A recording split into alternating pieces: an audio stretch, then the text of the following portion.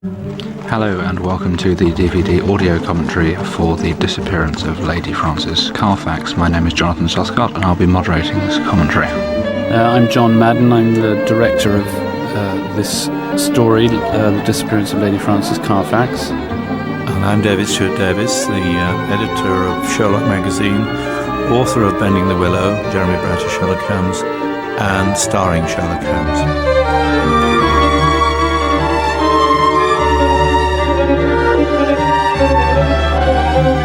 The Disappearance of Lady Frances Carfax was an interesting proposition as a film, because it was, I think it's safe to say, one of the weaker stories, which left us, Trevor Byrne and myself, we felt some latitude, but I think also responsibility to kind of reconceive it as a film. And it has certain kind of features, really, that really means you've got to kind of build on what's there, on the foundation of what's there. In particular, it has this thing which attracted us both, which is that the heroes, Watson and Holmes, are actually separated in the story. Actually, in the original story, Watson which is set in Switzerland, Watson is sent off to investigate something. We like the idea of Watson being away on holiday on his own, in mufti, as it were, stumbling upon something that he was not entirely happy about and writing to Holmes. And we like the idea of externalizing or giving kind of concrete visual form to the thing that so many of the stories begin with, which is a sort of deductive tour de force by Holmes. So many of the stories begin that way. So you have this rather nice mechanism where a story is unfolding to us, the viewer, which is a visual story, which has certain clues and certain narrative indicators and so forth, which is being interpreted, of course, wrongly by Watson and communicated in letter form back to Holmes, who is busy developing and evolving his own interpretation of the story in terms of the little emblems that he's attributed to the major characters in it. We transpose the story to the Lake District, obviously for financial reasons, though the original idea had been to shoot the Lake District for Switzerland, and Trevor and I thought we might as well shoot the Lake District for the Lake District. You'd think why Watson would be going off for a bit of recuperation in Switzerland, a bit beyond his means, probably. Beautiful locations. About whether Lady Frances would be as good as her word. And those of us foolish enough to doubt her were soon rebuked by the sight of the skiff moored in the shallows, and by the stern gaze of its captain when she greeted us within. It's interesting that that theme you were talking about of Watson getting things wrong was in the original story. As you say, the original story, Holmes sends Watson off to Switzerland, to Lausanne and Baden, and to see if he can discover where Lady Frances Carfax has got to, where she's disappeared to. And Holmes himself follows on in disguise to watch Watson. And when Watson makes a mess of it, he comes out of disguise and saves him from being knocked about by someone. And saying you've made a real mess of it. And I think you and Trevor did that very subtly in this by, as you say, these messages, Holmes is interpreting correctly where Watson is missing the point, isn't it? Yes, this man here is obviously the one who, well, actually in the story we're led to believe that he's the villain as well. Yes. But there was a nice way here that we could tell that it's as if you're always working with the idea that Holmes can see into the future, and of course the disaster happens while Watson is looking the other way. We like the sort of bizarreness of this, though, the idea that Schlesinger, who appears to be of course the humane saviour of the damsel in distress who falls out of her boat, Help here!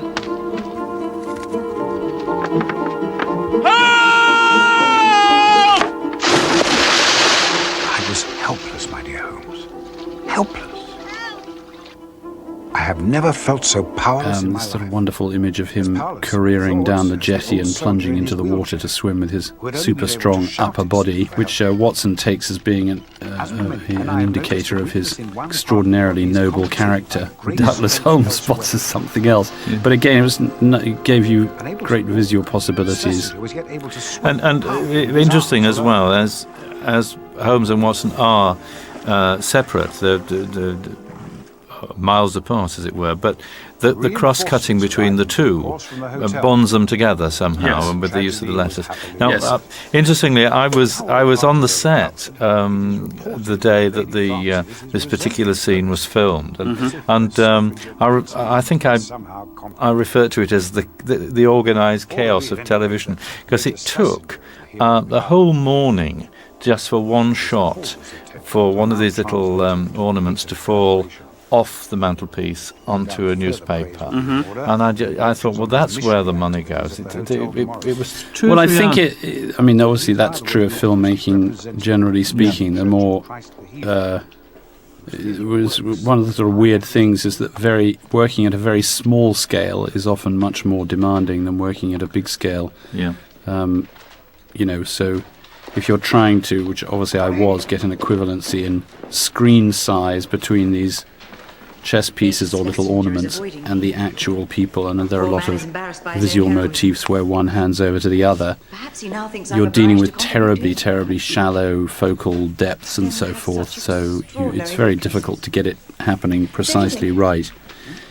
And as Jeremy, as ever, was your greatest ally in that, because he would be unsatisfied if the little blue figure fell onto the wrong part of the paper. And so if the alliance of him and me going for it again and again and again was one that the producer couldn't really argue with. I remember him being incredibly tolerant, because there were sound problems, lighting problems, all kind of things, and he would just go through the motions without complaint. I just thought that was not just professional, but just brilliant, really. Yes. And how clever, really, I think, to just say, to hell with it, we're not going to pretend this is Switzerland, that this is the Lake District, because you've got this beautiful, as you say, locations which can speak for themselves without pretending to be elsewhere. Well, that's right. That's right. The hotel that they're staying at, was it not quite open or something? Was it? We certainly had the full use of it, and I don't honestly recall exactly where it was. It was obviously in that area, but no, I don't. It was a good location. It had some very nice features to it. Oh, my brother. That is duty too, of course. And the other thing the script does, of course, is allow us to see Lady Frances Carfax, because in the original story, you never see her at all. That's absolutely right.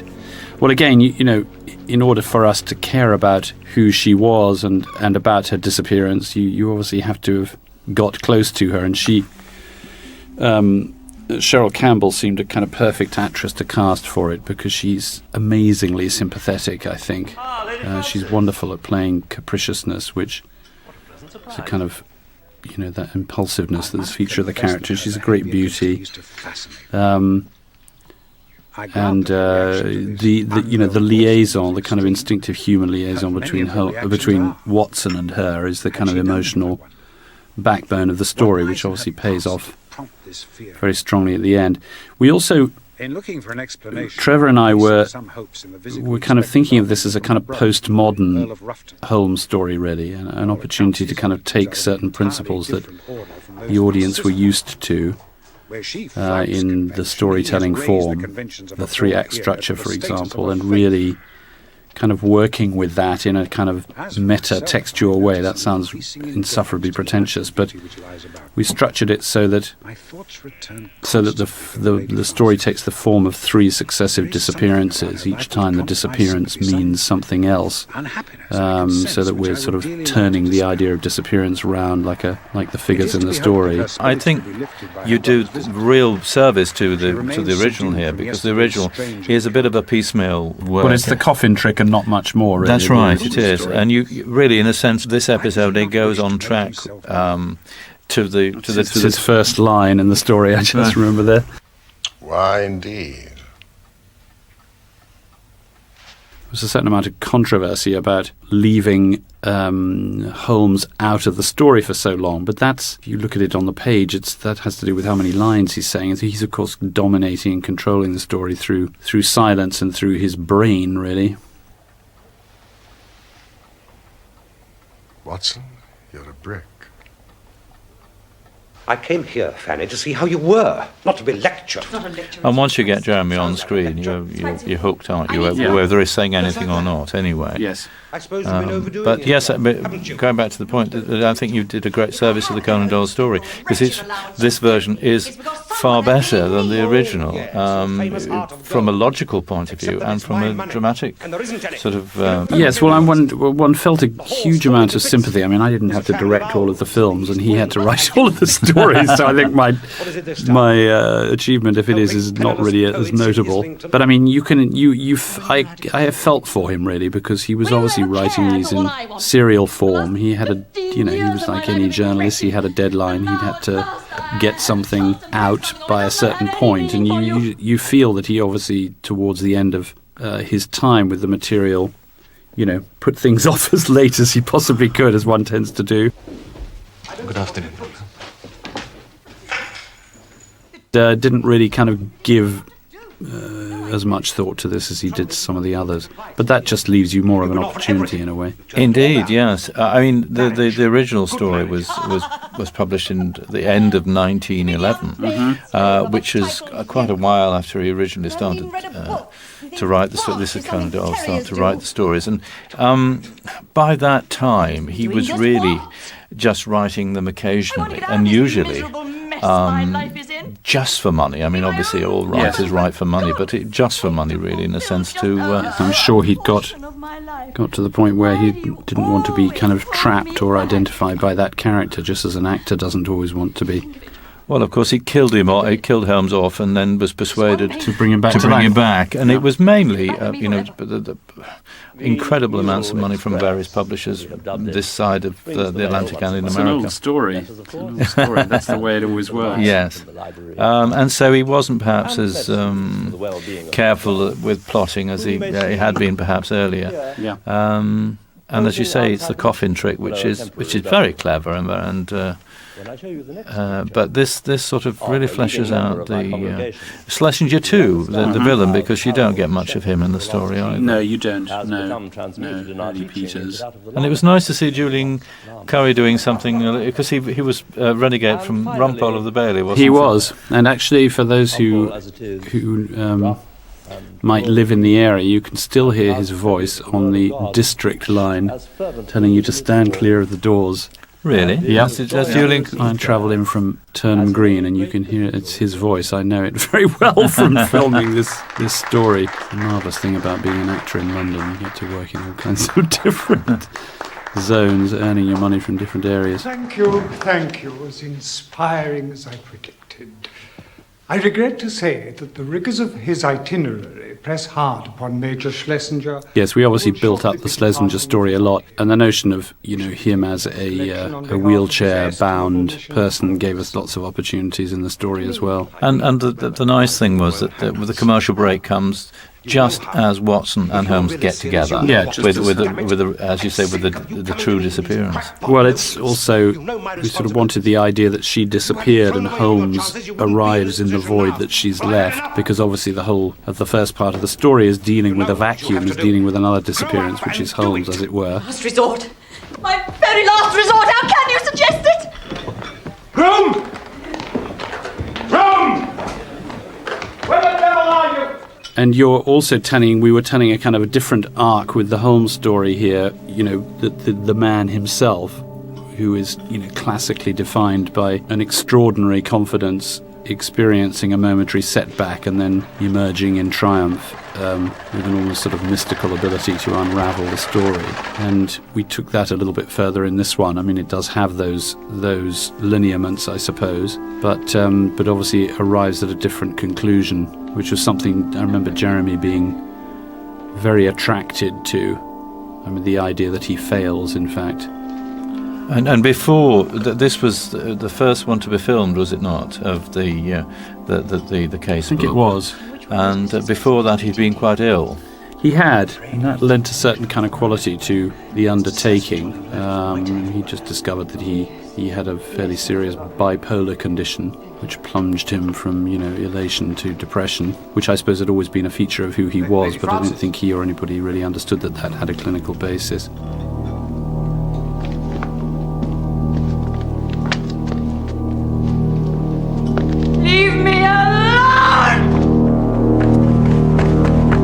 melancholy of the story he liked.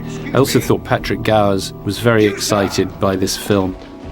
We were working with sort of slightly mysterious kind of quality that the story has. I suppose they all have a mysterious quality, but he's using a kind of a musical texture. This is the shot you were referring to that took many takes to get right. But he's using a musical texture that he's not really used before. It's actually a synthesizer because he usually works with a very classical palette. But it's very effective, the score of this film, I think. We just see Mrs. Hudson there. Yes. Jeremy was always very happy to have Mrs. Hudson in the scene. He sort of felt that she gave balance to the Baker Street scenes, the feminine influence, as it were. This is one of the many thousands of brilliant locations you can find in Manchester. This is the library and the university, and now disused library, I seem to remember, that we could take over. Again, we liked, Trevor and I were trying to find ways of just telling the story visually without the necessity of enormous numbers of words. You can only do that because the audience already understands that Holmes would leave without bothering that policeman. So you can jump the story forward faster, and the audience has sort of a smile of recognition ready. We were really restricted here in terms of how we could shoot this set.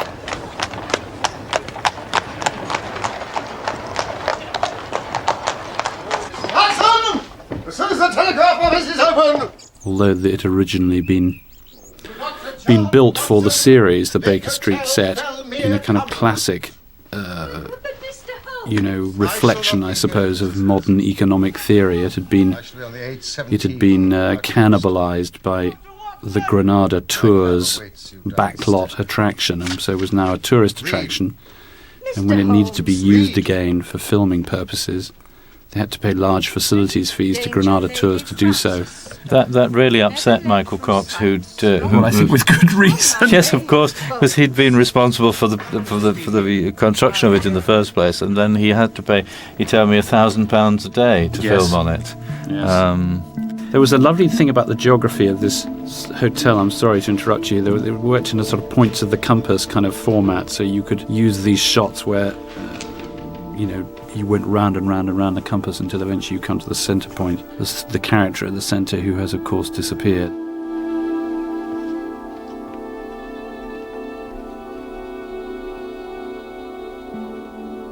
And Watts makes a very believable sort of tourist and holiday, doesn't he? Yes, he does. He does. Well, he's always believable in any role that the reader might imagine themselves in. Did Lady Frances pay her bill? No, sir. Did she order any transport? No, sir. She took none of her luggage? We think not, sir. This is the classic moment, isn't it? Yes. Yeah.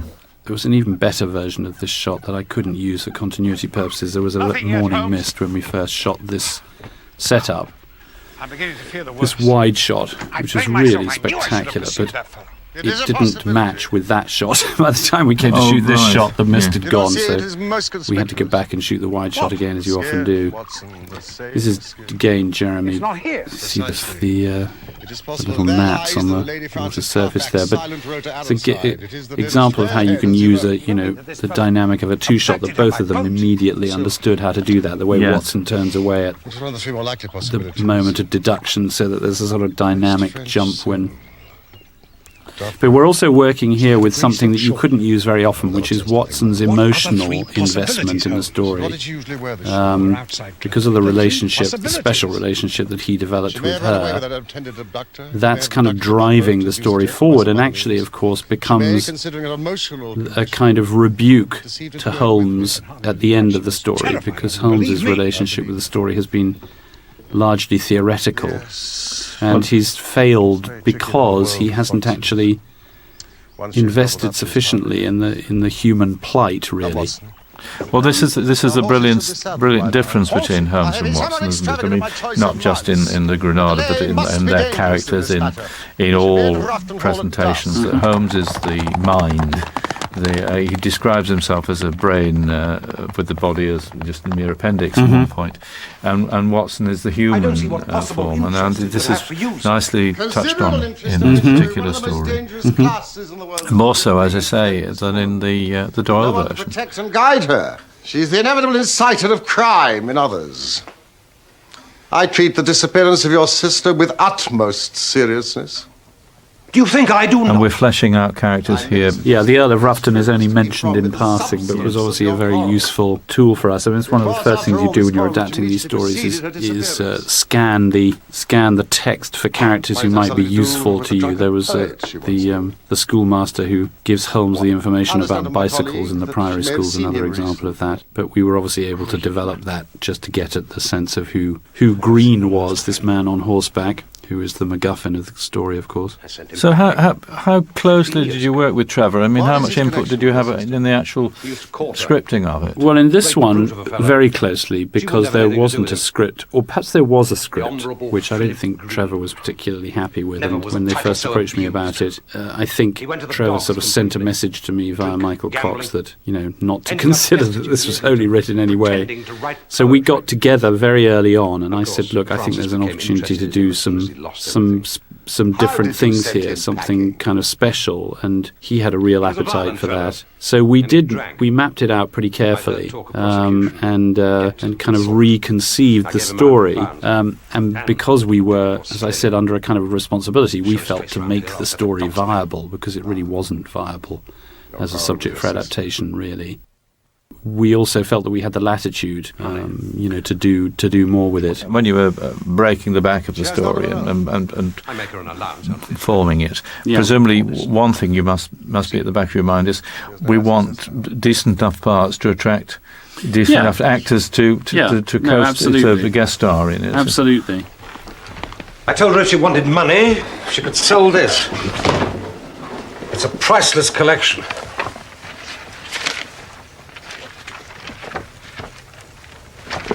That was designed for the French royal family by Fragonard. We acquired it all at the Revolution, and now it's hers. What I have is owls. Owls in the East Wing. Want to see the owls? Where does she keep them? Does she travel with them? No. But then where are they kept? This, I think we're about to go to just another amazing location of the kind that you can just sort of trip over up in the Manchester-Liverpool area, which you'll probably know where it is. It's one of the big buildings on the waterside. I think the one with the liver birds on it, possibly, which stood in for the Oxford and Lombard Maritime Bank in Pall Mall, which is a fabulous location, which, just gives you such kind of visual richness. Yes, I think that's where they're about to go. Opens its doors in 3 hours or something. Yes, this is a good cut. Nice kind of. This is the bank opening in the morning, and the heroine goes to the epicenter of the story and stops.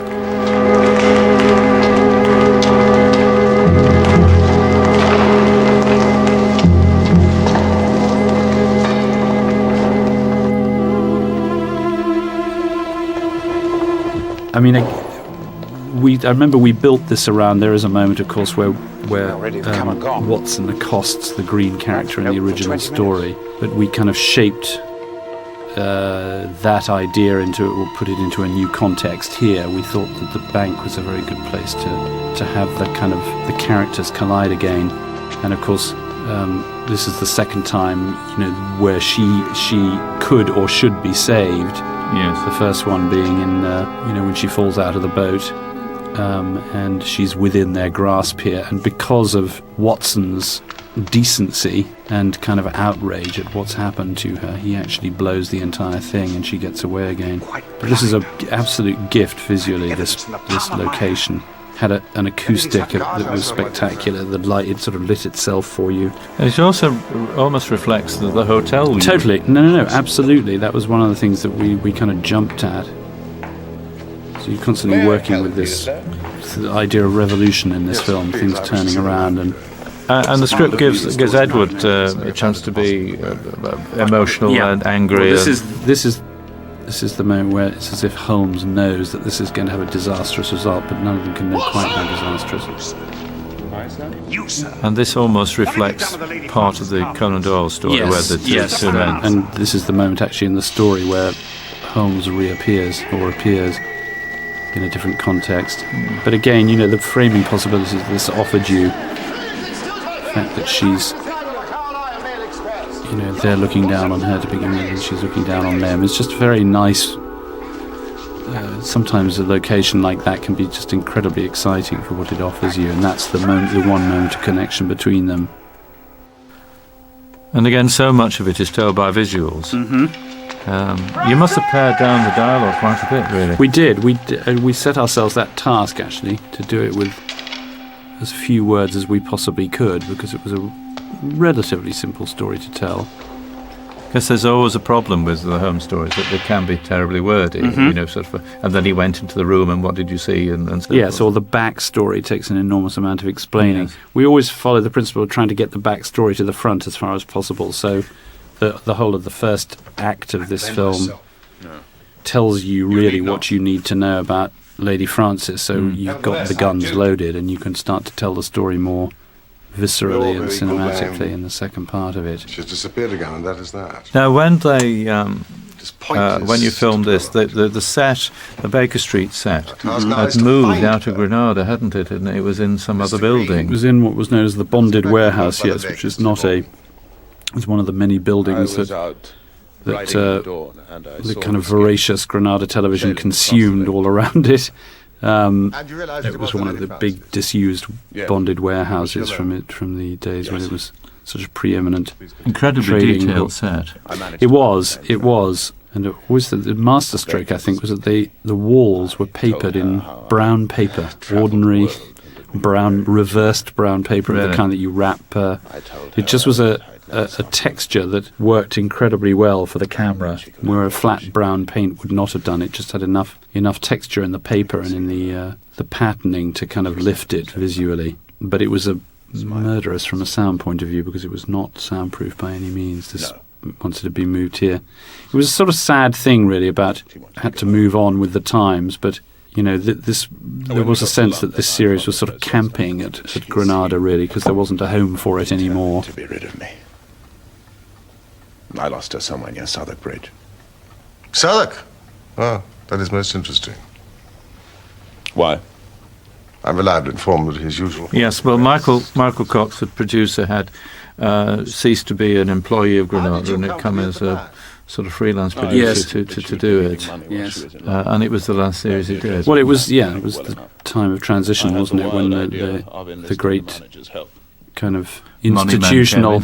Well, it was not. It was really when the whole broadcasting infrastructure was breaking up into more individual pieces and separate production companies and so forth, and the umbrella kind of principle of financing all of these things from in-house was really breaking up by now. Efforts to save her, we have driven her into the hands of her worst enemy. But we saw her free. My dear Watson, a person may walk over the edge of a cliff because they've been invited to gaze at the moon. Her eyes may be open, but she is, I believe... You obviously enjoyed doing these. I mean, were you offered any other episodes that you couldn't do, or...? Yes, I think I was, but I didn't really remember now, to be honest. But yes, I think I was. And, I really enjoyed doing them, but I ended up doing 2, which I was quite happy about, really. And with the same writer, which... Yes, same writer, and I'm sure most of the same crew that I shot them with as well. And this is where the figures come back again. Schlesinger is also known as the Reverend Joseph Covington, Amos Callow, the Dean of Maseru, and Edmund, the Bishop of Lima. How was that conceived? That was my idea, I seem to remember. I just thought it was a good... What you don't want, obviously, is if you were going to start with the idea that Watson was going to be telling a story and Holmes was going to be listening to it, you didn't simply want endless shots of Holmes reading a letter. And it seemed, as I say, a good way of just externalizing his thought processes. And, you know, you're always looking when you're making for a film of ways of telling a story visually. You know, we also figured out that we could have him arrive at the notion of what the coffin, you know, the coffin story, the thing that he misses in the original story as in the film, that he doesn't spot the clue when it's there in front of him. And there was a nice opportunity to be able to tell that story visually as well. At Glasgow, bound for South America. She was lost overboard the first night at sea. But like the other film that you did, the Priory School, we do get both sides of Holmes in this episode. I mean, I know, ultimately, I suppose you could say he does fail, but he is very much a thinker and then very much a man of action. We saw him rushing to the bank, and later we see him rushing to the grave. Yeah. It's and that balance is so essential for a really good Holmes film, because either one is overemphasized in failing the other.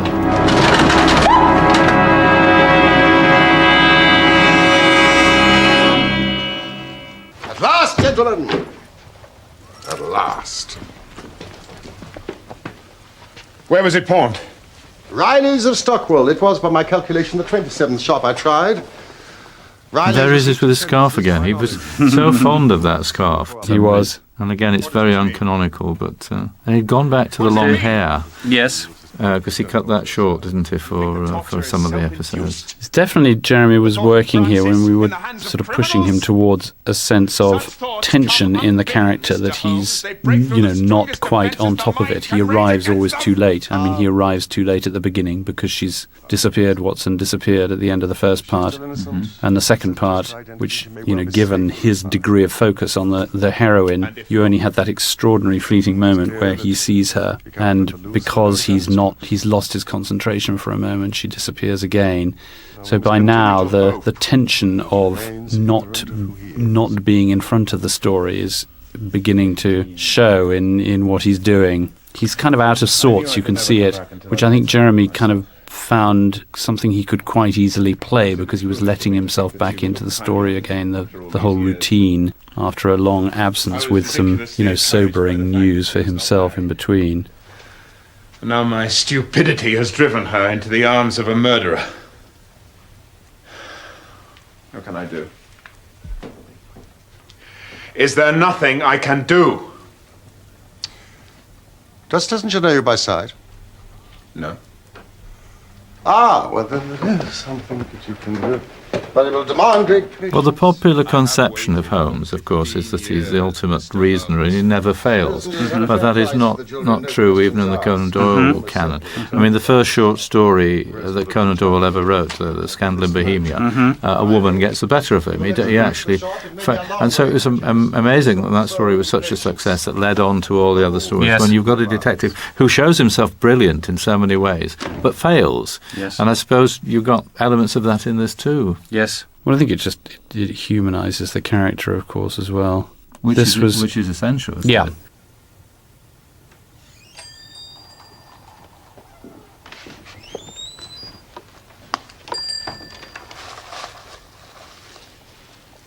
think this was probably a set we'd shot this on, but a lot of the footage that you now see coming up was shot in an area of Liverpool, which is heavily used as period London. I'm not even sure whether it still exists, actually, but there were several streets there which were kind of...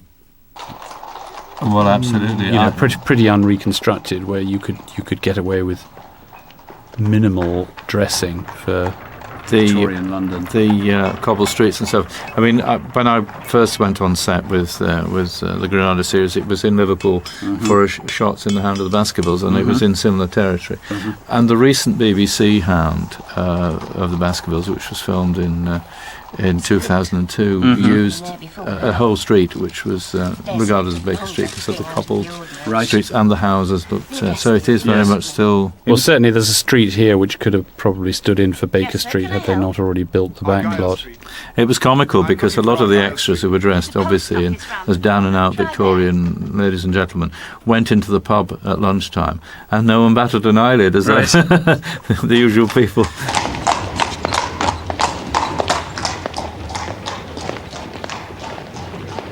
This is one of those streets, or no? It's not the one I'm thinking of. No, there's this one here. This is the one where the Schlesingers live. It's an amazing location, really. And this is something that Michael would not have had to have done earlier, because he could have probably just reworked the Baker Street set, possibly. I think it was tough, actually. The Baker Street set was so heavily used and recognisable, and I suppose that was intended to be so. I mean, you didn't even have to go into much of the usual stuff that you do of getting rid of yellow lines, and almost every period movie you now see always has the telltale kind of compost on the road in order to cover up the tarmac. Yes, the yellow lines and so forth. Mr. Green, we can do nothing without a warrant. This is intolerable. Until we have some... We also used to love the Brill cream in his hair, because that did the most wonderful highlights to his head always. Here, there, for example, when he's got his back to the camera.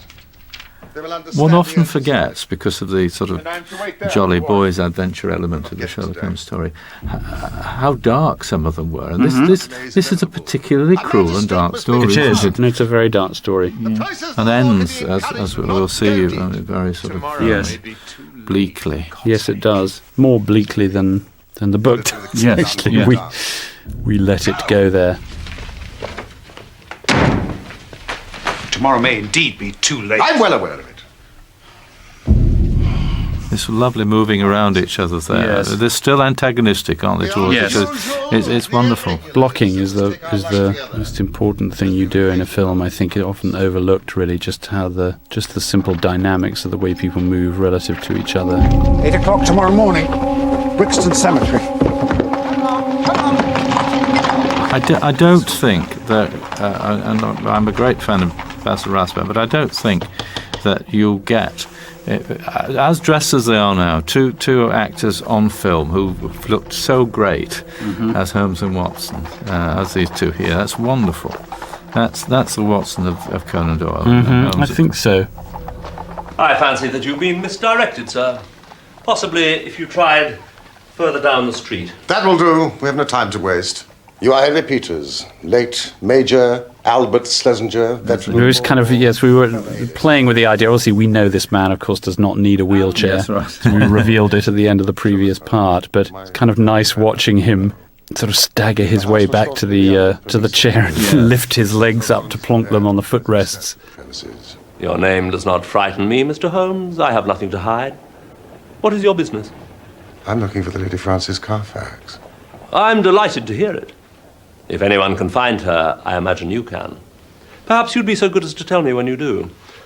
I've a note against her for nearly £100. He's got such a great face, Julian Curry. This presumably was not a set, but a house. This was a house, yeah. Those lines there are actually from the original book, as I remember. A pair of, nothing to show for it, but a pair of trumpery pendants that the pawnbroker would hardly look at. The woman's a leech. There he goes, yeah. Enough for me. I salute your powers of improvisation, sir, and your effrontery, but it will not do. Oh, I'm perfectly serious. You find her, and I'm your debtor.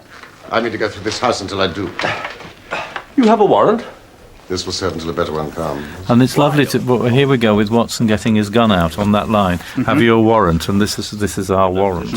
Watson was always reaching for a weapon in situations like this. It was in the. He was always the one who carried the weapon. Yes, absolutely right.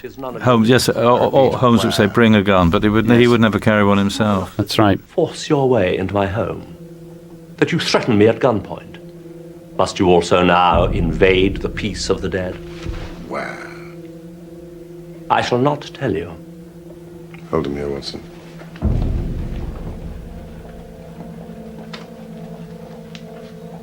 I don't believe you. Could you talk a little bit, John, about the differences between working on this series and the previous series? How did it change the kind of atmosphere?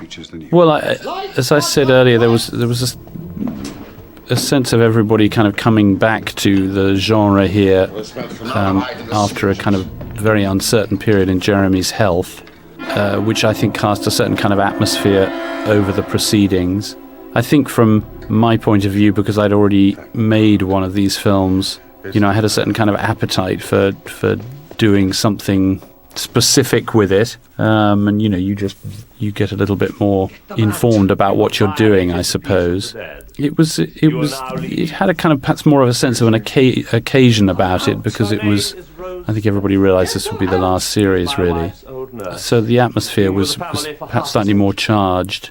I remember I was at the graveside, as it were, when you were filming, and the lady we just saw in the coffin there, that little old lady. I don't know where I remember, but I do remember she said to presumably you, "Do you want me with my teeth in or out?" That's right, I remember that. And I think you said without. Yes. Well, it's a good opportunity, Yeah. You couldn't really create that effect. That was so interesting to me, because there was as usual. Sorry. It's all right. No, I just remember this is a kind of a nice sequence now where, which actually happens in pretty much every story, one way or another, where Holmes has to kind of go quiet to think it through again. This is the equivalent in the Inspector Morse series of What Have We Got, Lewis? Where they go over the ground just to remind everybody of where it is. This is obviously the opportunity we had to come back to the figures again, and he's very pissed off with himself here, Holmes. That great profile. The old lady. It may be that this burial has no connection with Lady Frances's disappearance after all. I mean, she was, as you know, the most unpredictable creature. It may be that she had second thoughts about Schlesinger. And I was saying with the filming at the graveyard, there was obviously a lot of hanging about. I do remember a family coming through with some kids. We saw these funny men in costumes and so forth. And that's Sherlock Holmes, said the mother. And Jeremy was brilliant with the children and chatted with them and signed little bits of paper. Yes. While he was waiting to do his bit. Such a common sight, of course, nowadays, film crews. Well, that's right, yes. There was always a good line in most of the Conan Doyle stories where Holmes kind of upbraids himself for his slow-wittedness. I've been as blind as a beetle. As blind as a beetle in the Priory School, and this one has an absolutely marvellous formulation where he says, "What has become of any brains that God has given me?"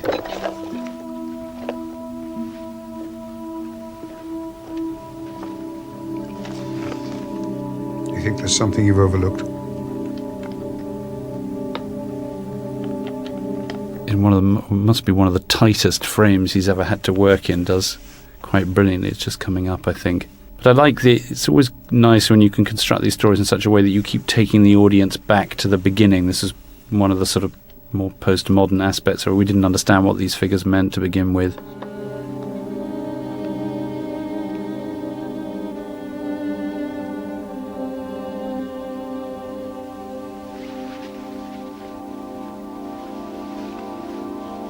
It's late.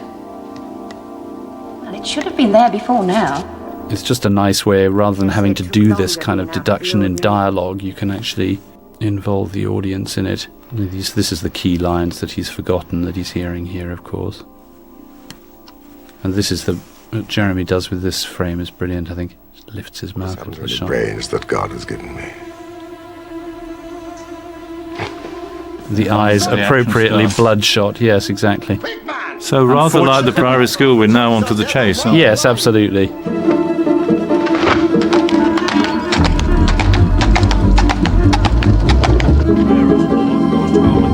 O God most mighty, O holy, O merciful Saviour. Remember where we shot this? Must have been in Manchester. It was a graveyard in Manchester, yes, just on the outskirts, yes. I remember Cheryl Campbell sitting on one of the gravestones knitting while she was waiting for her bit.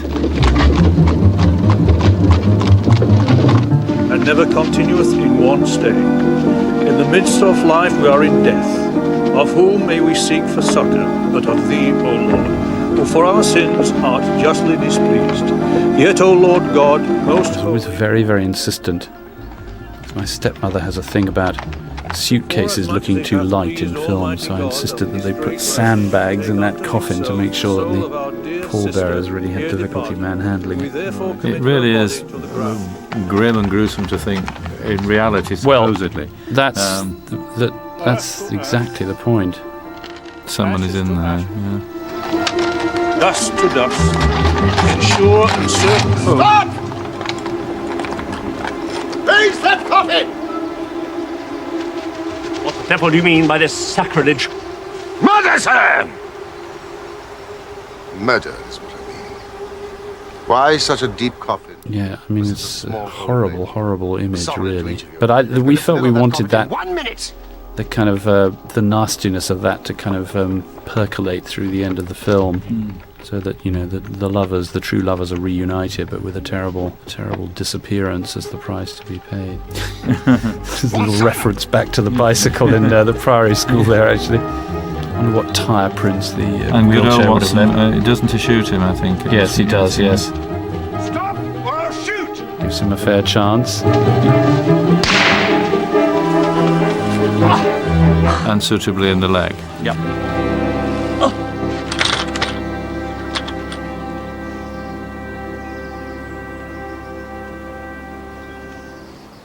This is where I like this because the story just jumps forward somewhere you don't expect now. Holmes just goes into his own world. He doesn't even bother to... Yes, he's sort of, in a sense, typical of Holmes, his job is done, in a sense.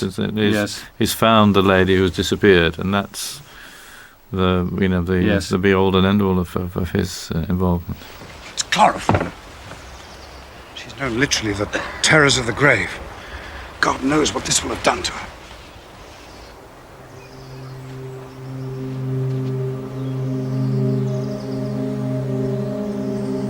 I failed. It's the fear of emotion, isn't it? Yes. With Holmes. Okay, that's such a clever delivery, that, because instead of "I have failed" being a kind of tragic moment, he plays it as kind of surprise, as if he's just discovered some clue that was perfectly obvious to him. Which is one of the most beautiful on this planet. There has been a great improvement as a result. A landscape so familiar and so rather coveted, that boat. And this is a lovely cyclical reminder of how the whole thing started with the boat. Kind and dutiful. But what a difference from a bright lady who was having difficulty with the beginning to this sort of, and the wheelchair coming in as a sort of she's the motif one, as well. Exactly. All this happened. Finally, please accept the enclosed as a token of my gratitude for your saving of my dear Francis, Mr. Holmes. And I look forward to our entertainment of you and Dr. Watson in a happier future. I cannot accept it. I refuse to be rewarded for fostering a tragedy. I've never suffered such a complete eclipse of my faculties. Like any eclipse, So he's blaming himself, but nevertheless not really showing any sympathy towards the... Well, that's right. Of course, the sublime egotist, is his failure rather than her tragedy that is the problem. Well, Michael Cox said it was one of the most controversial episodes that he did, because you did so much with it. Yes. But I think also it's one of the most successful because of that. Well, I think it's interesting as it sort of stands slightly to the left of the genre and kind of comments on it. I certainly feel the most pleased with this one in a funny kind of a way, because one was able to get something out of, less that was there on the plate to begin with. A more substantial meal emerges, and I like the conclusion of it very much. It's kind of unexpectedly affecting, and it's also unusual to end on the subject of the story rather than that's right rather than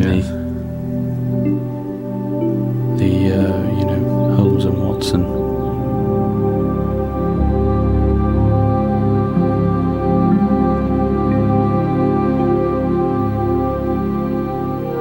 And also to hold the image for as long as that was a nice opportunity to do that. And being the first one of the series, it really sort of, it was a dramatic and bold move, I think, to show that. Yes. Because you broke quite a few molds in doing it. Yes. I mean, the sort of client did not come to Baker Street. Holmes and Watson were not there discussing it to begin with. It was, excellent. So any kind of final thoughts on the film today? You're still very pleased with it. One doesn't want to make claims for them beyond what they are. It's just very satisfying working with genre material. You know, from a filmmaking standpoint, there is one of the things that British television does incredibly well, and genre material is a very exacting form because there are rigid conventions that you have to work with. You're kind of sharpening your storytelling skills in terms of them. So just speaking personally, it's fun to look at those things because you have to work within certain constraints, but that often produces the most powerful things. You know, any story you're telling within, I suppose, certain agreed conventions, but in these the conventions are very tight. Okay, John Madden, Davies, Stuart Davies, thank you very much. Thank you.